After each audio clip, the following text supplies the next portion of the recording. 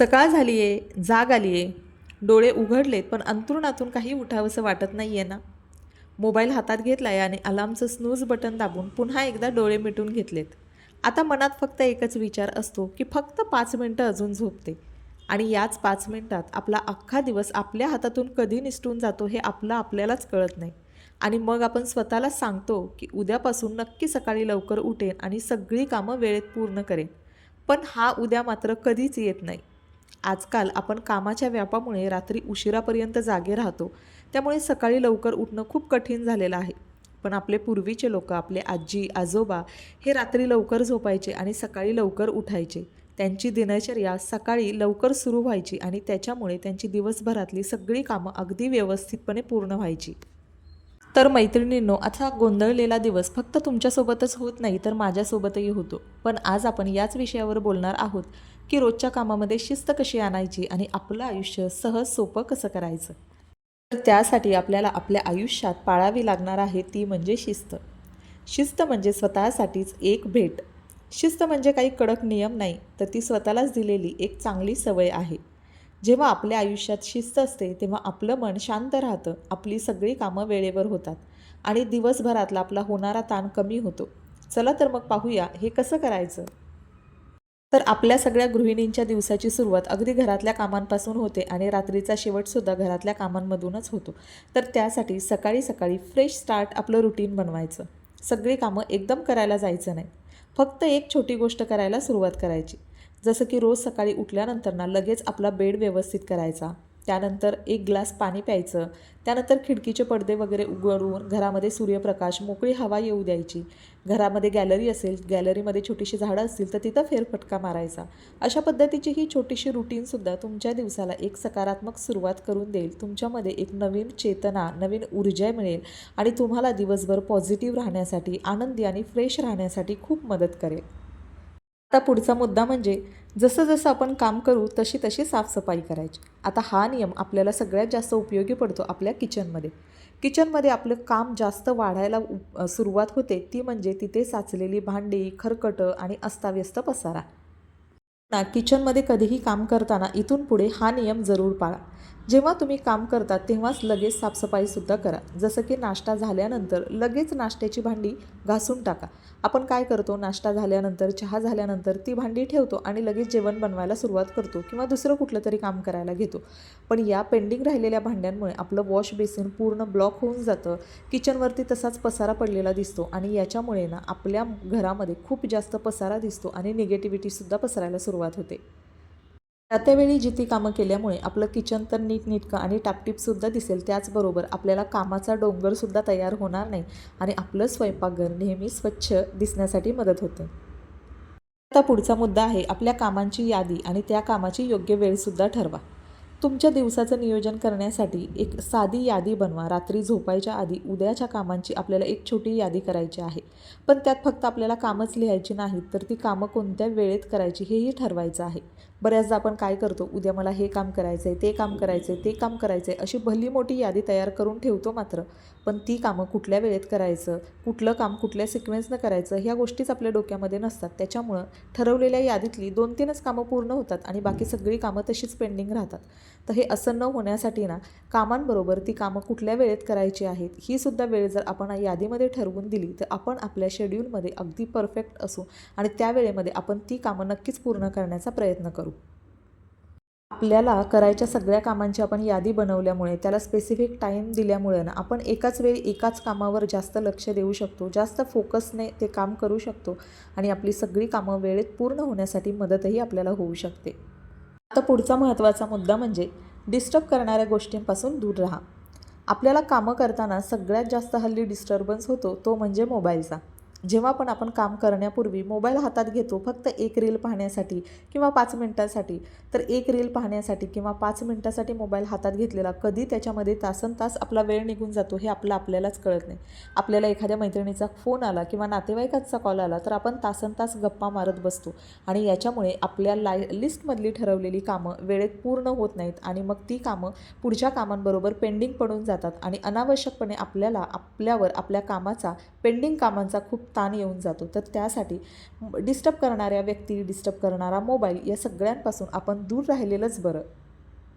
जेव्हाही आपल्याला आपल्यासमोर घरातली सगळी कामं पेंडिंग दिसतात, अशा वेळी मोबाईलला हात न लावता आपण आपल्या कामांना लगेच सुरुवात करायला पाहिजे किंवा आपला फोन सायलेंट मोडवर ठेवून द्या, जेणेकरून अनावश्यक कॉल आपण रिसीव करणार नाही आणि तो आपला फोकस पूर्ण आपल्या मोबाईलच्या ऐवजी आपल्या कामांवर लागेल.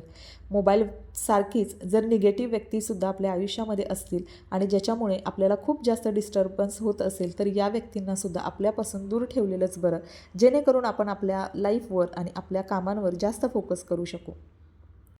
चला आता आपला पुढचा मुद्दा आहे ती म्हणजे जेव्हा पण आपण एखादं काम करतो, एखादी घेतलेली वस्तू ती जागच्या जागी लगेच ठेवण्याची सवयसुद्धा लावून घ्या. सवय खूप छोटी आहे, पण तिचे परिणाम खूप मोठे आहेत आणि आपलं पुढचं काम खूप कमी करणारे आहेत.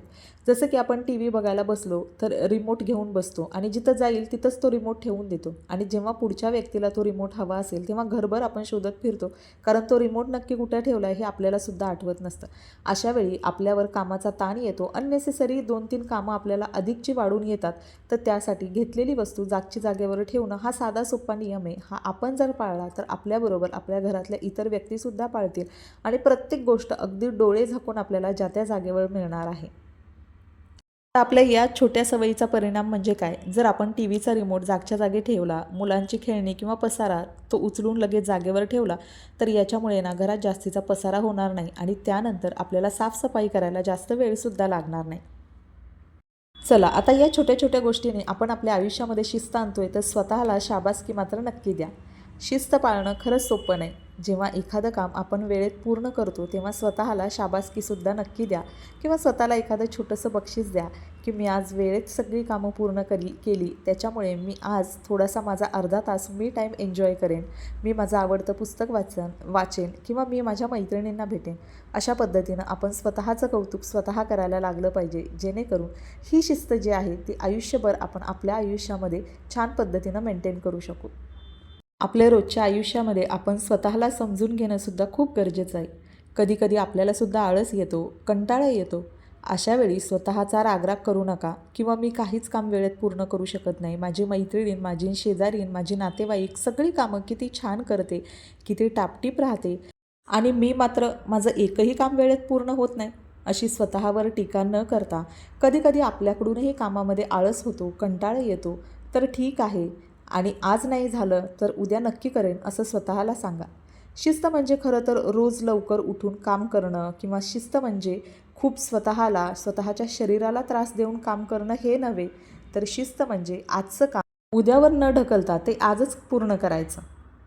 घरातली आपली छोटी-मोठी भरपूर सगळी कामं असतात आणि ती सगळी कामं जर आपण एकट्यानं करायची म्हटलं तर आपल्याला एक दिवस अजिबात पुरू शकत नाही.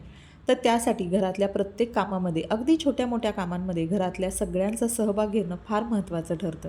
याच्यामुळे आपली एनर्जी लेव्हलसुद्धा वाचू शकते आणि त्याचबरोबर घरामधल्या सगळ्या कामांमध्ये घरातल्यांचा सगळ्यांचा सहभाग असल्यामुळं कामं लवकर आणि वेळेतसुद्धा पूर्ण होतात आणि त्याचबरोबर घरातली प्रत्येक कामं किती महत्त्वाची आहेत, किती गरजेची आहेत हे सुद्धा इतरांना कळू शकतं.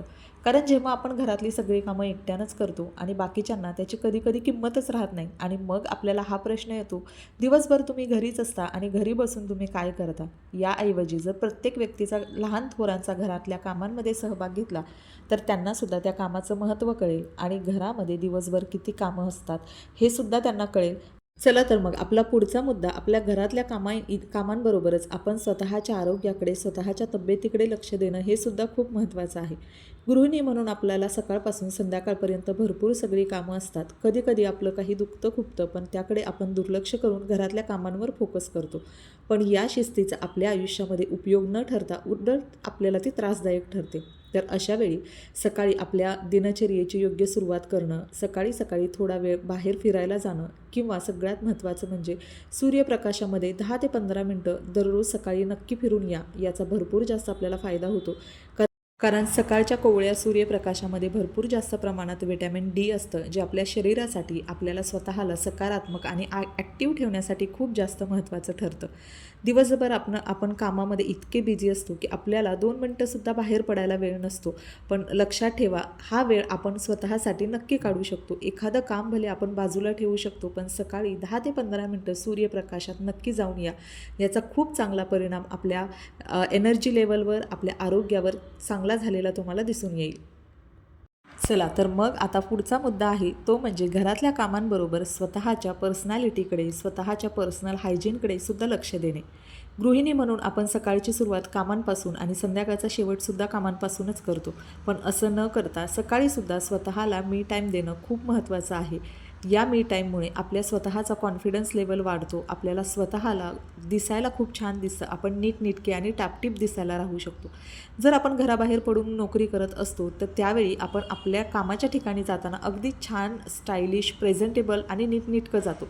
पण जेव्हा आपण घरामध्येच काम करतो तर त्यावेळी आपण हे विसरून जातो की हे आपलं कामाचं ठिकाण आहे आणि या कामाच्या ठिकाणीसुद्धा आपण स्वतःला प्रेझेंटेबल, टापटीप आणि नीटनेटकं ठेवणं गरजेचं आहे. आणि त्यामुळे काही दिवसांनंतर आपण गबाळे राहायला लागतो आणि आपली ओळख गबाळी म्हणूनच व्हायला लागते. जर तुम्हाला हे असं नको असेल तर सुरुवातीपासूनच तुम्ही स्वतःला आपलं किचन, आपलं घर हे आपल्या कामाचं ठिकाण आहे आणि याच ठिकाणी आपण स्वतःला टापटीप आणि नीटनेटकं ठेवणंसुद्धा खूप जास्त गरजेचं आहे. हा विचार करून दररोज दिवसाची सुरुवात किंवा तुमच्या कामांची सुरुवात अगदी छान तयार होऊन करा. यासाठी खूप महागडे प्रोडक्ट, खूप महागडे कपडे हे वापरण्याची गरज नाही. आपले रोजचे साधे कपडे पण ते स्वच्छ धुतलेले, इस्त्री केलेले, त्यानंतर छोटासा मिनिमल मेकअप, या सगळ्या गोष्टी तुम्हाला दिवसभर फ्रेश आणि उत्साही राहण्यासाठी खूप जास्त मदत करतील. कधी असं होतं की आपण ठरवलेली एकही कामं व्यवस्थित वेळेत पूर्ण होत नाहीत आणि मग आपली चिडचिड व्हायला लागते किंवा अनावश्यक कुठली तरी कामं अचानक आपल्यावर येऊन आदळतात. पण अशावेळी स्वतःवर संयम ठेवणं, शांतपणे ती परिस्थिती, ती सिच्युएशन हँडल करणं खूप गरजेचं असतं. कधीकधी खूप काही कामं असतात, एखादं छोटंसं काम असतं, त्याला खूप वेळ लागू शकतो. एखादं अचानक बाहेर जायचं काम निघू शकतं, घरामध्ये छोटं मोठं आजारपण येऊ शकतं. या सगळ्या गोष्टी आपण प्रेडिक्ट केलेल्या नसतात. अनएक्सपेक्टेड त्या गोष्टी आपल्यासमोर आलेल्या असतात. पण त्यावेळीसुद्धा शांत राहून सगळ्या गोष्टी हँडल करणं हे खूप महत्त्वाचं असतं. कारण जर आपण गोंधळून गेलो, परिस्थिती कशी हाताळायची आहे हे आपल्याला जर समजलं नाही तर अतिरिक्त ताण आपल्यावर येऊ शकतो आणि याचा परिणामसुद्धा आपल्या मेंटल हेल्थवर आणि फिजिकल हेल्थवर होऊ शकतो. तर चला मैत्रिणींनो, आजचा व्हिडिओ मी इथंच एंड करते. आय होप तुम्हाला व्हिडिओ आवडला असेल, युजफुल आणि इन्फॉर्मेटिव्ह ठरला असेल. व्हिडिओ शेवटपर्यंत पाहिल्याबद्दल मनापासून धन्यवाद. जर तुम्हाला व्हिडिओ आवडला तर नक्की व्हिडिओला लाईक करा आणि आपल्या चॅनलला सबस्क्राईब करा. पुन्हा एकदा भेटूया अशाच एका नवीन व्हिडिओमध्ये. तोपर्यंत thank you so much. Bye bye. Take care. आता ना घरामध्ये जर लहान मूल असेल ना तर आपण कितीही शिस्त पाळायची ठरवली, कितीही कामाचं वेळेचं नियोजन केलं तरी सगळी कामं वेळेत पूर्ण होतीलच याची कुठलीही गॅरंटी नसते.